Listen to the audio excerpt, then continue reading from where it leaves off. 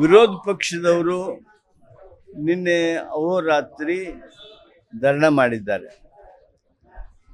ನಾವು ಸದನದಲ್ಲಿ adjournment motion ಯಾಕೆ ಅಲೌ ಮಾಡಬಾರ್ದು, ಯಾಕೆ ಅದನ್ನು ಚರ್ಚೆಗೆ ತಗೋಬಾರ್ದು ಅನ್ನೋದಕ್ಕೆ ನಮ್ಮ ನಿಯಮಗಳನ್ನು ಹಾಗೂ ಕೌಲ್ ಅಂಡ್ ಶಕ್ದರ್ ಅವರ ಪುಸ್ತಕದಲ್ಲಿರ್ತಕ್ಕಂಥ ಆ ಟಿಪ್ಪಣಿಗಳನ್ನೆಲ್ಲ ಎಳೆ ಎಳೆಯಾಗಿ ವಿವರಿಸಿದ ಮೇಲೂ ವಿರೋಧ ಪಕ್ಷದವರು ಮೊಂಡ ಹಠ ಹಿಡಿದ್ರು. ಅಷ್ಟೇ ಅಲ್ಲ, ಇದೊಂದು ರಾಜಕೀಯ ನಾಟಕ ರೀತಿಯೊಳಗೆ ಅವ್ರದ್ದೇನು ಪೊಲಿಟಿಕಲ್ ಸ್ಟ್ರಾಟಜಿ ಇದೆ, ಆ ಪೊಲಿಟಿಕಲ್ ಸ್ಟ್ರಾಟಜಿಗೆ ವಿಧಾನಸಭೆಯ ವೇದಿಕೆಯನ್ನು ಉಪಯೋಗ ಮಾಡ್ತಾ ಇದ್ದಾರೆ. ಇದು ಅತ್ಯಂತ ದುರ್ದೈವದ ಸಂಗತಿ. ಮೈಸೂರಿಗೆ ಪಾದಯಾತ್ರೆ ಮಾಡಬೇಕು ಅನ್ನುವಂಥ ನಿರ್ಣಯ ಮಾಡಿಕೊಂಡು ಇಲ್ಲಿ ಕೂತು ಇಲ್ಲಿಂದ ಹಿಂಗೆ ಹೋಗೋದು. Assembly forum should not be used for A political strategies. ವಿಧಾನಸಭೆಯ ವೇದಿಕೆಯನ್ನು ರಾಜಕೀಯಕ್ಕಾಗಿ ಉಪಯೋಗ ಮಾಡಬಾರ್ದು, ಕೇವಲ ರಾಜಕೀಯಕ್ಕಾಗಿ ಉಪಯೋಗ ಮಾಡಬಾರ್ದು. ಈಗಾಗಲೇ ಎನ್ಕ್ವೈರಿ ಕಮಿಷನ್ ನೇಮಣಿಕೆ ಆದಂಥ ಈ ಸಂದರ್ಭದಲ್ಲಿ what is there demand? Any demand, any time, anybody can raise is enquiry commission ಮಾಡ್ರಿ. ಹೈಕೋರ್ಟ್ ಜಡ್ಜರು ನಿವೃತ್ತ ಆಗಲಿ ಅಥವಾ ಇದರಲ್ಲಿದ್ದಿರ್ತಕ್ಕಂಥ ಜಡ್ಜ್ ಅವ್ರನ್ನ ಕಡೆಯಿಂದ ಎನ್ಕ್ವೈರಿ ಮಾಡಿಸ್ರಿ. ನಮ್ಮ ಮುಖ್ಯಮಂತ್ರಿಗಳು ಆಪಾದನೆಗಳು ಬಂದ ತಕ್ಷಣ ಇವ್ರು ಯಾರು ಕೇಳದೇ ಇದ್ರೂ ಆ ಆಪಾದನೆಗಳನ್ನು ಅವರ ಮೇಲೆ ಇದ್ದಾಗ್ಯೂ ಸಹಿತ ಎನ್ಕ್ವೈರಿ ಕಮಿಷನನ್ನು ನೇಮಣಿಕೆ ಮಾಡಿದರು.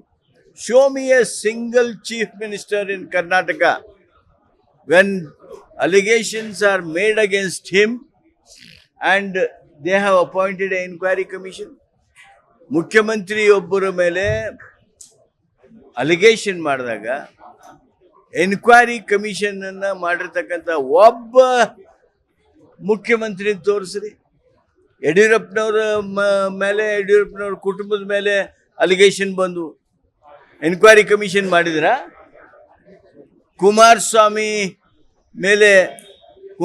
ಅವ್ರ ಕುಟುಂಬದ ಮೇಲೆ ಆಪಾದನೆಗಳು ಬಂದು ಮುಖ್ಯಮಂತ್ರಿ ಆಗಿದ್ದಂಥ ಕುಮಾರಸ್ವಾಮಿ ಅವರು ಎನ್ಕ್ವೈರಿ ಕಮಿಷನ್ ಸೋಮೋಟೋ ಮಾಡಿದ್ರ? ನಮ್ಮ ಸದಾನಂದ ಗೌಡರ ಮೇಲೆ ಬಂದು, ಜಗದೀಶ್ ಶೆಟ್ಟರ್ ಮೇಲೆ ಬಂದು, ಬಸವರಾಜ ಬೊಮ್ಮಾಯಿ ಮೇಲೆ ಬಂದು 40% ಕಮಿಷನ್ ಆಪಾದನೆ ಬಂದ್ವಲ್ಲ, ಅವಾಗ ಇನ್ಕ್ವೈರಿ ಕಮಿಷನ್ ಮಾಡಿದ್ರ? Which of the chief minister has done inquiry commission, appointed an inquiry commission when the allegations were leveled against him? So moto ಇವ್ರು ಯಾರು ಕೇಳಲಿಲ್ಲ. ಇದಕ್ಕಿಂತ ಇನ್ನೊಂದು ಏನು ಹೆಜ್ಜೆ ಬೇಕು ನಿಮಗೆ ಪ್ರಜಾಪ್ರಭುತ್ವದೊಳಗೆ? ವಿರೋಧ ಪಕ್ಷವಾಗಿ ಅದನ್ನ ಪ್ರಶಂಸೆ ಮಾಡಬೇಕಾಗಿತ್ತೆ ಹೊರತು ಅದನ್ನ ಚರ್ಚೆಯನ್ನ ಸ್ಟಾಪ್ ಮಾಡೋದಕ್ಕೆ ಏನು ಚರ್ಚೆಯನ್ನು ಮಾಡಿ ನೀವು ಅಂತಿಮವಾಗಿ ನಿಮ್ದು ಏನು ಮಾತಿರ್ತದೆ? ಎನ್ಕ್ವೈರಿ ಕಮಿಷನ್ ಅನ್ನ ನೇಮಿಸ್ರಿ. Have we not appointed a enquiry commission?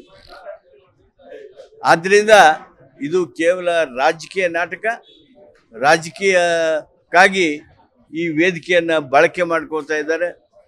ಅಲ್ಲಿ ಉತ್ತರ ಕನ್ನಡದಲ್ಲಾಗಲಿ ಮಲೆನಾಡಿನ ಪ್ರದೇಶದಲ್ಲಾಗಲಿ ಸಾಕಷ್ಟು ಅವಘಡಗಳು ನಡೆದಿವೆ. ಅತೀವ ಮಳೆಯಿಂದಾಗಿ ಜನ ಪ್ರಾಣ ಕಳೆದುಕೊಂಡಿದ್ದಾರೆ. ಅಂಥ ಚರ್ಚೆಗಳು ಬಂದಾಗ ಕೂಗುವಂಥದ್ದು, ವೆಲ್ಲಲ್ಲಿ ಇದ್ದು ಆ ಚರ್ಚೆ ಏನ ನಡೆದ್ರೂ ಅದನ್ನು ಅಡ್ಡಿ ಮಾಡಬೇಕನ್ನೋದು ಮಹತ್ವದ ರೆಸೊಲ್ಯೂಷನ್ ಅದಾವು. ರಾಜ್ಯದ ಹಿತ ಕಾಪಾಡುವಂಥ ಮಹತ್ವದ ರೆಸೊಲ್ಯೂಷನ್ ಅದಾವು. 1 ನೇಷನ್ 1 ಎಲೆಕ್ಷನ್ ಅನ್ನೋದ್ರ ಬಗ್ಗೆ ರಾಜ್ಯ ಸರ್ಕಾರದ, ರಾಜ್ಯದ ಜನರ ಧ್ವನಿಯಾಗಿ ಒಂದು ದೊಡ್ಡ ನಿರ್ಣಯ ಮಾಡಬೇಕಾಗಿದೆ.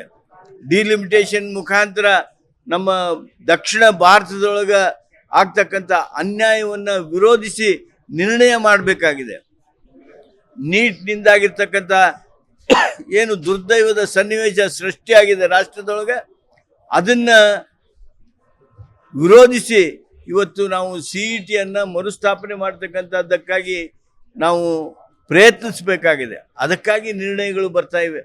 ಇಂಥ ಮಹತ್ವದ ನಿರ್ಣಯಗಳ ಜೊತೆಗೆ 10 ವಿಧೇಯಕಗಳು ರಾಜ್ಯದ ಹಿತದೃಷ್ಟಿಯಿಂದ ತಂದಿರುವಂಥ ಈ ಸರ್ಕಾರದ ಈ ಪ್ರಯತ್ನಕ್ಕೆ ಅಡ್ಡಿ ಮಾಡಬೇಕನ್ನುವ ಏಕೈಕ ಉದ್ದೇಶದಿಂದ ಈ ರೀತಿ ರಾಜಕೀಯ ಹೋರಾಟವನ್ನು ಅವ್ರು ಏನು ಮಾಡ್ತಾ ಇದ್ದಾರೆ, ಇದು ತೀವ್ರವಾಗಿ ನಾನು ಖಂಡಿಸ್ತೇನೆ.